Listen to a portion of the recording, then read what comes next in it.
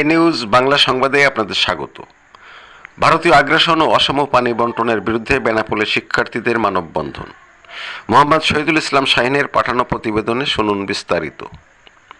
ভারতের ত্রিপুরা রাজ্যের ডম্বুর জলবিদ্যুৎ প্রকল্পের বাঁধ খুলে দেওয়া হয়েছে। উজানের পানি ত্রিপুরার বিভিন্ন জনপদ ভাসিয়ে হু হু করে ঢুকছে বাংলাদেশে। ভারী বর্ষণের সঙ্গে উজান থেকে বানের পানি ঢুকতে থাকায় ফেনী জেলায় স্মরণকালের ভয়াবহ বন্যা দেখা দিয়েছে। ভারতীয় আগ্রাসন ও অসম পানি বন্টনের বিরুদ্ধে বেনাপোলে শিক্ষার্থীরা মানববন্ধন করেছেন। এতে শিক্ষার্থীরা ছাড়াও অত্র এলাকার সর্বস্তরের মানুষ অংশ নেন। বৃহস্পতিবার বেলা 11টায় বেনাপোল কাস্টমস হাউসের সামনে এই কর্মসূচি অনুষ্ঠিত হয়। এতে স্থানীয় শিক্ষা প্রতিষ্ঠানের শিক্ষকবৃন্দ ও বৈষম্য বিরোধী ছাত্র আন্দোলনের শিক্ষার্থীরা ভারত বিরোধী বক্তব্য রাখেন। শিক্ষার্থীদের নেতৃত্বে যারা রয়েছেন তারা হলেন রেজওয়ান হোসেন আকাশ, সাজেদুর রহমান শিপু, আব্দুল্লাহ আল গালিব ও আব্দুল্লাহ আল মামুন প্রমুখ। পেতে চাইলে মুক্তি, ছাড়ো ভারত ভক্তি, বন্যায় আহাজারি, কোথায় গেল সম্প্রীতি, দিল্লি না ঢাকা, ঢাকা ঢাকা, ভারতীয় আগ্রাসনে ভেঙে দাও, গুড়িয়ে দাও, এমন অনেক স্লোগানে প্রকম্পিত হয়ে ওঠে কাস্টমস প্রাঙ্গণ।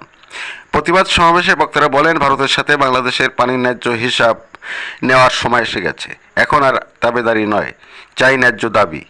তারা যদি তাদের এই রাজনৈতিক প্রতিহিংসামূলক আগ্রাসনের চরিত্র পরিবর্তন না করে, পরবর্তীতে এর চেয়েও বড় আন্দোলনের কর্মসূচি ঘোষণা করা হবে বলে বক্তারা হুঁশিয়ারি উচ্চারণ করেন।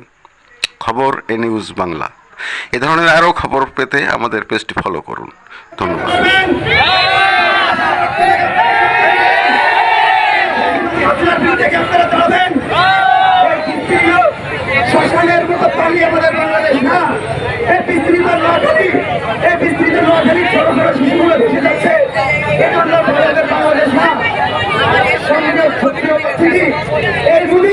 এটা বাংলাদেশের সব থেকে বড় শত্রু।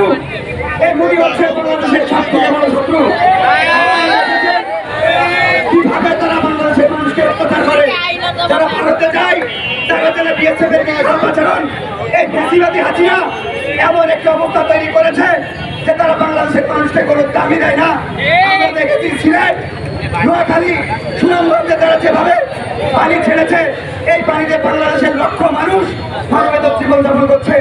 সংগ্রামী ভাইরা, আমরা সবাই মিলে একটু স্লোগান দিব, অ্যাকশন অ্যাকশন, ভারতের বিরুদ্ধে, জীবাদের বিরুদ্ধে, ভারতীয় দালালেরা, ভারতীয় দালালেরা, অ্যাকশন অ্যাকশন, জীবাদের বিরুদ্ধে।